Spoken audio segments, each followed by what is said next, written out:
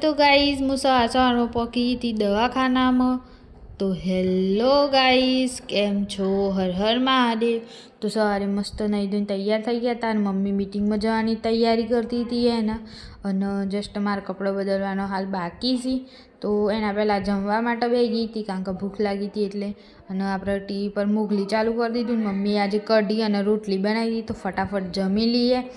તો જમીન પછી નીકળી હતી હું જવા માટે, અને મારી સિસ્ટર આવતી હતી આગળ। ને પહેલાં પહોંચ્યા અમે પાર્લરે, અને પાર્લરે જઈને જોયું તો કોઈ નહોતું કારણ કે રાત્રે મોડા સુધી આ લોકો બધા કામ કરી છે એટલે સવારે વહેલા આવતા નહીં, મોડે આવશે।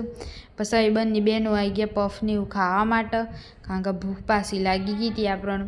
પછી આવી ગયા હતા આપણે દવાખાનામાં કારણ કે આજ એક ફ્રેન્ડ છે એના મમ્મી બહુ બીમાર હતા એટલે આપણે સમાચાર પૂછવા આવી ગયા હતા।